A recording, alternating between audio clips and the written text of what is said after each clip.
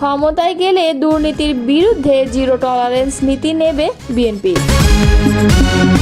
রাকিব হুদা আওয়ালের বিচার এবং শাস্তি হওয়া উচিত মন্তব্য করেছেন রিজভী। 8 আগস্ট দ্বিতীয় স্বাধীনতা নষ্টের ছাড় দেওয়ার এবং বিপ্লব বেহাতের কর্মযজ্ঞ শুরু হয়েছে, এমনটাই মন্তব্য করেছেন সার্জিস আলম। প্রধান উপদেষ্টার সঙ্গে সিইসি সাক্ষাৎ। এতক্ষণ শুনছিলেন সংবাদ শিরোনাম, এবারে বিস্তারিত। সাবেক 3 সিইসি হলেন 2014 সালের নির্বাচনে তৎকালীন সিইসি কাজী রকিবউদ্দিন আহমেদ, 2018 সালের নির্বাচনে তৎকালীন সিইসি একেএম নুরুল হুদা এবং 2024 সালের নির্বাচনে তৎকালীন প্রধান নির্বাচন কমিশনার কাজী হাবিবুল আওয়াল। এরা গণতন্ত্র ধ্বংসকারী, এদের আইনসঙ্গতভাবে বিচার হওয়া উচিত এবং শাস্তি হওয়া উচিত বলে মন্তব্য করেছেন বিএনপি সিনিয়র যুগ্ম মহাসচিব অ্যাডভোকেট রুহুল কবির রিজভী। বৃহস্পতিবার নয়াপল্টন সংবাদ সম্মেলনে দলের কর্মসূচি ঘোষণাকালে তিনি এই মন্তব্য করেন।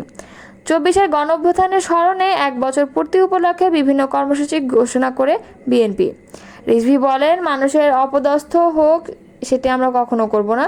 মানুষের অপরাধ থাকলে তার আইনসঙ্গতভাবে বিচার হবে, ন্যায্য বিচার হবে, সে যেন উপযুক্ত বিচার পায়। সাবেক সিইসি নুরুল হুদা, রাকিব, হাবিবুল আওয়াল তারা দেশের গণতন্ত্র ধ্বংস করেছে, দেশের গণতান্ত্রিক প্রতিষ্ঠানগুলোকে ধ্বংস করেছে এবং তছনছ করে শেখ হাসিনার ক্ষমতাকে পার্মানেন্ট করার অপচেষ্টা চালিয়েছে।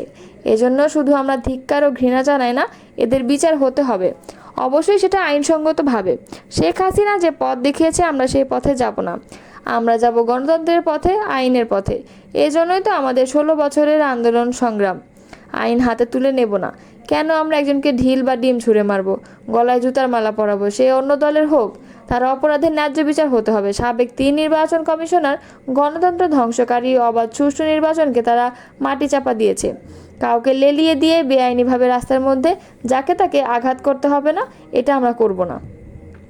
তিনি বলেন, আমরা গেল 16 বছর কখনো খেতে পেরেছি, কখনো খেতে পারিনি, অধিকাংশ দিন ঘুমাতে পারিনি, রাতের পর রাত আমাদের এইভাবে জীবনযাপন করতে হয়েছে। গুম খুনের প্রতিবাদ করতে গিয়ে কতদিন রিমান্ডে ছিলাম তার হিসাবও নেই। সন্ত্রাসী, মাদক কারবারিদের সাথে আমাদেরকে কারাগারে রেখেছিল শেখ হাসিনার পুলিশ। তার পরিবারে ছিল একচ্ছত্র অধিপতি, তার ছেলেমেয়েরা ছিল রাজপুত্র কন্যার মতো এদেশকে চালিয়েছে। ইচ্ছামতো জনগণের টাকা লুটপাট করেছে, সেই টাকা পাচার করে তাদের উত্তর প্রজন্ম যাতে সুখে শান্তিতে থাকতে পারে সেই কাজ তারা করেছে। এজন্য দুবাইয়ে দেখা যাবে যত অট্টালিকা সব আওয়ামী লীগের নেতাদের, অথবা কানাডায় অথবা সিডনিতে। তিনি বলেন, শেখ হাসিনা বলতেন তার কোনো সম্পত্তি নেই, কিন্তু দেখা গেল পূর্বাচল সিটিতে তার নামে, তার মেয়ের নামে, তার ছেলের নামে, ভাগ্নির নামে এবং ভাগ্নির নামে 10 কাঠা করে প্লট। দুদকের তদন্তে বের হয়ে এসেছে শেখ হাসিনার কোথায় কোথায় সম্পদ আছে তা একেবারেই স্পষ্ট। জাতীয় নাগরিক পার্টির উত্তরাঞ্চলের মুখ্য সংগঠক সার্জিস আলম এক ফেসবুক পোস্টে দ্বিতীয় স্বাধীনতা বিষয়ে তার মতামত প্রকাশ করেছেন। আজ নিজের ভেরিফাইড ফেসবুক অ্যাকাউন্টে দেওয়া এক স্ট্যাটাসে তিনি লেখেন, 8 আগস্ট দ্বিতীয় স্বাধীনতা শুরু হয়নি, দ্বিতীয় স্বাধীনতা নষ্টের ছাড় দেওয়ার এবং বিপ্লব বেহাতের কর্মযজ্ঞ শুরু হয়েছে। এছাড়াও তিনি আরও উল্লেখ করেন 5 আগস্ট জুলাই গণঅভ্যুত্থান দিবস এবং দ্বিতীয় স্বাধীনতা দিবস। অন্তর্বর্তী সরকারের প্রধান উপদেষ্টা অধ্যাপক ডক্টর মোহাম্মদ ইউনূসের সঙ্গে সৌজন্য সাক্ষাৎ করেছেন প্রধান নির্বাচন কমিশনার এএমএম নাসির উদ্দিন। বৃহস্পতিবার বিকেলে রাষ্ট্রীয় অতিথি ভবন যমুনায় ওই সাক্ষাতে মিলিত হন তারা। এর আগে নির্বাচন কমিশনের সিনিয়র সচিব আক্তার আহমেদ জানান, ভোটার তালিকায় কারা যুক্ত হবেন তা নির্ধারণ করবে নির্বাচন কমিশন। এমন বিধান রেখে ভোটার তালিকা আইন সংশোধন করতে আইন মন্ত্রণালয়ে পাঠানো হয়েছে। 76টি আসনের সীমানা পুনর্নির্ধারণ চেয়ে পর্যালোচনা চলছে বলেও জানিয়েছেন তিনি। একই দিনে রাষ্ট্রীয় অতিথি ভবন যমুনায় ধর্ম মন্ত্রণালয়ের প্রতিনিধিদের সঙ্গে বৈঠক করেন প্রধান উপদেষ্টা। বৈঠকে চলতি বছরের হজ ব্যবস্থাপনা সুষ্ঠুভাবে সম্পন্ন করার ধর্ম মন্ত্রণালয় সহ সংশ্লিষ্টদের অভিনন্দন জানান তিনি। এছাড়াও আগামী বছরের হজ ব্যবস্থাপনা যেন নির্বিঘ্নে সম্পন্ন করা যায়, এখন থেকে তার প্রস্তুতি শুরু করতে ধর্ম মন্ত্রণালয়কে নির্দেশ দিয়েছেন তিনি। বিএনপি ক্ষমতায় গেলে দুর্নীতির বিরুদ্ধে জিরো টলারেন্স নীতি নেওয়া হবে বলে জানিয়েছে দলটির যুগ্ম মহাসচিব শহীদউদ্দীন চৌধুরী অ্যানি। তিনি বলেন, দুর্নীতি দুঃশাসন আমাদের সমাজ ব্যবস্থাকে ধ্বংস করে দিয়েছে। স্বাধীনতার পর থেকে দেশের প্রশাসনের লাল ফিতার দৌরাত্ম্য দেখে আসছি কম বেশি। সমাজে কিছু ব্যক্তি অথবা রাজনীতির সঙ্গে জড়িত ব্যক্তিরা এই ধরনের কর্মকাণ্ডে জড়িত রয়েছে বিধায় দুর্নীতি বেড়েছে। কিন্তু গত 17 বছরে দুর্নীতি ছিল আকাশচুম্বী। হাজার হাজার কোটি টাকা পাচার হয়েছে। এটা যদি আমরা সবাই মিলে রোধ করতে না পারি, তাহলে আজকে বাংলাদেশ যে খাদের কিনারায় চলে গেছে, এখান থেকে উদ্ধার হতে হলে দুর্নীতি বন্ধ করতে হবে। বৃহস্পতিবার সেগুনবাগিচায় ঢাকা রিপোর্টার্স ইউনিটিতে মিট দ্য রিপোর্টার্স অনুষ্ঠানে সাংবাদিকদের প্রশ্নের জবাবে তিনি এসব কথা বলেন। অ্যানি বলেন, আমরা বিএনপির 31 দফায় উল্লেখ করেছি, দুর্নীতি বন্ধ করার জন্য কঠিন পদক্ষেপ নিতে হবে। দুর্নীতি দূর করতে দলের ভারপ্রাপ্ত চেয়ারম্যান তারেক রহমানের নেতৃত্বে আমরা এখন থেকেই কাজ শুরু করেছি। এটা বিএনপির জন্য একটি কঠিন চ্যালেঞ্জ। এই কঠিন চ্যালেঞ্জ গ্রহণ করার জন্য আমরা প্রস্তুত আছি। শুধু প্রশাসনে নয়, তার বাইরে যাতে কেউ দুর্নীতি করতে না পারে এবং তার নিয়ন্ত্রণে সর্বোচ্চ কঠিন ভূমিকা নেবে বিএনপি।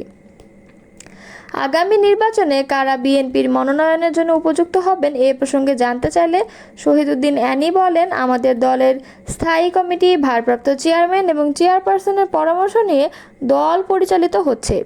তাদের কাছে অনুরোধ করেছি, সারা দেশে নিজস্ব জরিপের মধ্য দিয়ে যিনি সবচেয়ে জনপ্রিয়, এলাকায় নির্বাচন করার জন্য উপযোগী হবেন, দীর্ঘদিনের রাজনৈতিক অভিজ্ঞতা রয়েছে, ত্যাগী, তাকেই দল বাছাই করে নেবে। আগে দুর্নীতি যা ছিল শেখ হাসিনার নেতৃত্বে তা 1000 গুণ বেশি হয়েছিল বলে মন্তব্য করেন অ্যানি। তিনি আরও বলেন, তিনি তার বাবার চাইতে কয়েক গুণ বেশি ফ্যাসিবাদী এবং কর্তৃত্ববাদী শাসন চালিয়েছেন। এরশাদের চাইতে কয়েক শত ডিগ্রি বেশি ফ্যাসিবাদ ছিলেন তিনি।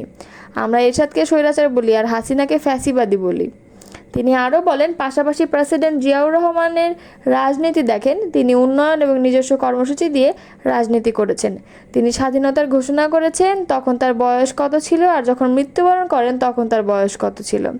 71 থেকে 81 এই 10 বছরের মধ্যে মাত্র 3.5 বছরের ক্ষমতায় ছিলেন জিয়াউর রহমান এবং বেগম খালেদা জিয়ার রাজনীতির মধ্যে কোনো ফ্যাসিবাদী বা কর্তৃত্ববাদী রাজনীতি ছিল কি না সেটাও দেখেন। বিএনপি কখনো ফ্যাসিবাদের ভূমিকায় ছিলই না। 2001 থেকে 6 সাল পর্যন্ত বিএনপি রাষ্ট্র ক্ষমতা থাকাকালে অনেক ষড়যন্ত্র হয়েছে বলে দাবি করেন শহীদুদ্দিন অ্যানি। তার নামে নানা অপপ্রচার করেছে, হাওয়া ভবন দিয়ে তার রাজনৈতিক ভাবমূর্তি নষ্ট করতে চেয়েছে, যাতে তারেক রহমান তার নিজস্ব চিন্তা চেতনা দেখাতে না পারে। বিএনপি ক্ষমতায় গেলে বহির্বিশ্বে বাংলাদেশের ভাবমূর্তি উন্নয়নে কী ধরনের উদ্যোগ নেবে জানতে চাইলে অ্যানি বলেন, বিদেশে আমাদের বন্ধু থাকবে, প্রভু থাকবে না। জিয়াউর রহমান সার্ক গঠন করে রেখেছিলেন। আমাদের পার্শ্ববর্তী 7টি দেশ মিলে এটি একটি অ্যাসোসিয়েশন। যে কোনো সময় আলাপ আলোচনার মাধ্যমে সুন্দর সমাধান হয়ে যায়, কিন্তু বিগত আওয়ামী লীগ সরকার সার্ককে পুরোপুরি অকার্যকর করে দিয়েছে। সাংবাদিকদের আরেক প্রশ্নের জবাবে বিএনপির এই যুগ্ম মহাসচিব বলেন, তারেক রহমান খুব শিগগিরই দেশে ফিরবেন। তার ফেরার জন্য লন্ডন ও বাংলাদেশের প্রস্তুতি চলছে। তাকে বরণ করে নেওয়ার